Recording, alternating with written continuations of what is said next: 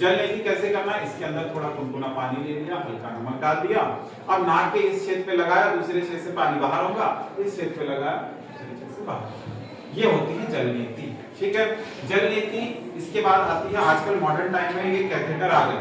तो आप में से कहीं पूछेंगे राजा चंद्रकपाल और महर्षि घिरण्य कहां से लाए रबर का कैथेटर? उस जमाने में फैक्ट्री थी क्या? तो बोले नहीं थी। उस जमाने में किसी और चीज से करते थे, सूत्र से करते थे, धागे से। लोटा तो हुआ करता था ना, लोटे से तो हो जाए, प्लास्टिक का नहीं था, किसी और का था, मेटल का था। प्लास्टिक का भी सिस्टम आ गया है। अब ये कैसे नाक में डालना, मुंह से निकालना। ये रबर नीति है, ये कैथेटर है, रबर का है, नाक से डालोगे, मुंह से बाहर निकाल दोगे, इसको रफ करोगे, साफ, हमारे नाक का छेद पूरा साफ हो जाएगा। ये जो पाइपलाइन है, ये जो नाक और मुंह के जुड़ जाती है ना यहाँ पर, ये जो पाइपलाइन है आपकी एकदम साफ सुथरी हो जाएंगी। इससे रबर नीति, सूत्र नीति, जल नीति, ठीक है। ये सूत्र नीति, ये सूत्र नीति नाक में डालते हैं, सामने में वैक्स लगी आपको। ये वैक्स पता है किस चीज की है? मोमबत्ती वाली नहीं है, ठीक है। ये वैक्स है हनीकॉम्ब, मधुमक्खी का छत्ता होता है, मधुमक्खी के छत्ते में जो वैक्स होती है वो वैक्स, ठीक है, वो मोम इसमें लगाई गई है। ऐसा कोई प्रयास नहीं करना कि इसकी मोम खराब हो गई, अब मैं क्या करूं, तो आप मोमबत्ती रखी हुई है, अब भी तो बोलते हैं, ठीक है। तो ये सूत्र नीति है, इसमें वैक्स।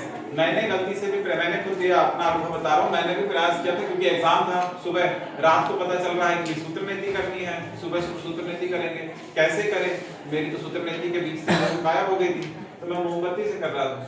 फिर पता नहीं कैसे प्रयास करके वहां पर मुझे षटकर्म डिपार्टमेंट में नई सूत्र नीति मिल गई, तो ऐसे डाल के निकालिए, इससे 10 नंबर मिलते थे, तो इसलिए करना जरूरी था। तो एक सूत्र नीति होती है, आपके नाक के पूरे सिस्टम को ठीक कर देता है, ये वाली पाइपलाइन। अब क्या बचा है? भौतिकी, वस्ती, नीति, नौली। नौली बाबा रामदेव को किसी ने देखा होगा, पेट ऐसे गोल गोल घुमाते से घुटनों पे हाथ रखते, यूं कर, किसी ने देखा? नहीं देखा है तो किसी दिन आप लोगों को दिखा देंगे। हाँ देखा है विद्यार्थी ने। तो ये होता है नौली क्रिया, पेट की एक्सरसाइज, पेट की मसाज, ठीक है, नौली हो गया। उसके बाद क्या रह गया? त्राटक, कपालभाति। त्राटक क्या होता है? दीपक सामने रखते हैं, वो लाइट जलता है, उसको कंटिन्यू देखना होता है, एक टक देखो, आंख से आंसू ना आ जाए तब तक, ठीक है। अपनी हाइट के बराबर आंखों की सिधाई में होना चाहिए। दिया लगा लो या फिर एक डॉट लगा लो, एक पॉइंट लगा दो, उसको ध्यान से देखो, कॉन्सेंट्रेट, ठीक है। और कपालभाति होता है नाक से पानी पियो, मुंह से निकालो, मुंह से पियो, नाक से।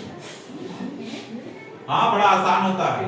किसी किसी ग्रंथ में ये कहा गया है कि पानी को नाक से पियोगे तो जो मुंह से पीते हैं उससे ज्यादा लाभ देगा। दूध को नाक से पियोगे या घृत को, घी को नाक से पियोगे तो जितना मुंह से पीते हैं उससे ज्यादा लाभ देगा। कोई कहता है, अब कोई पी तो नहीं सकता। हमने प्रयास किया था नाक से पानी पीने का, करते थे, अभ्यास करते थे, नंबर मिलते थे तो करना पड़ता था, ठीक है।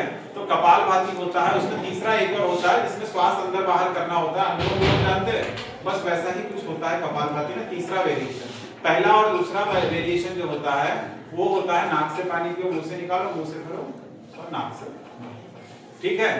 तो ये है घेरंड संहिता में कपालभाति षटकर्म के बारे में आपको दिखा दिए। किसी को कंफ्यूजन तो नहीं षटकर्म का? षटकर्म का तुरंत बताओ, जल्दी बताओ, बैठ हो गया काम खत्म।